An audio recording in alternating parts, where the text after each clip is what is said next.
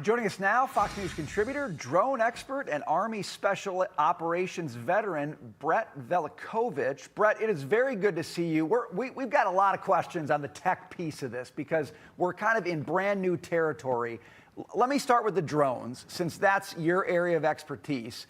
Dagan made a really good point in the last segment about the relative cost of going after the drones we're up against, but also some of the drones we're deploying ourselves now. What are you seeing in this battle, and what difference is it making in terms of what we can do against Iran?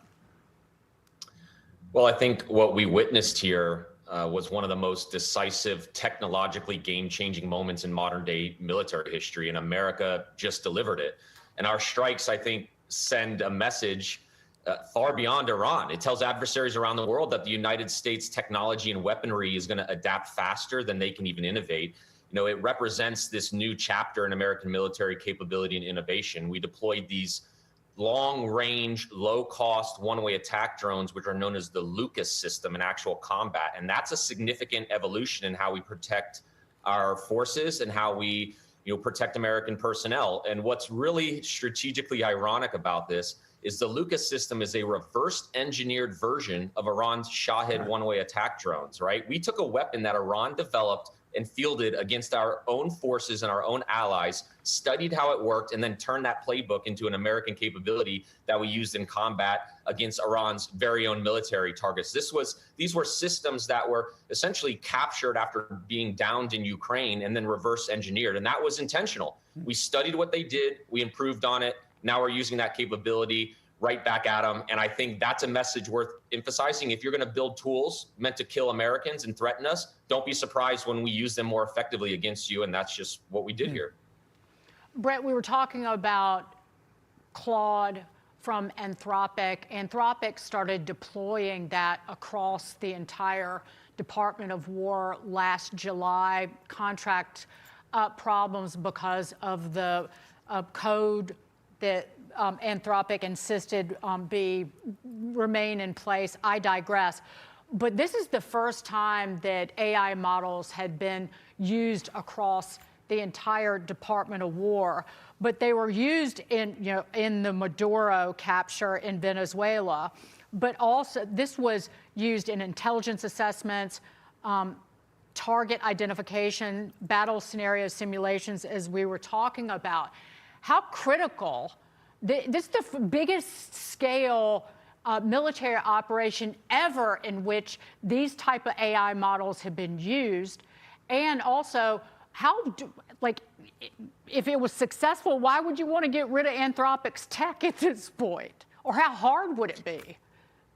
Well, very hard. I mean, once you're embedded in Department of War systems, it's pretty difficult to all of a sudden just cut that. We saw that a little bit with Palantir when they were doing analysis of various targets, and now Palantir is being used wide across different agencies. And I think they will continue to use these AI models potentially for targeting, which is a bit dangerous, right? If the AI model is directing you on what to target, there's always a chance that an adversary can get in there and reverse engineer that a bit and choose targets separately. But I think this is not the end of AI. We just need to be able to control it in a way that protects our soldiers. This operation overall, though, I was just thinking when it comes to the U.S.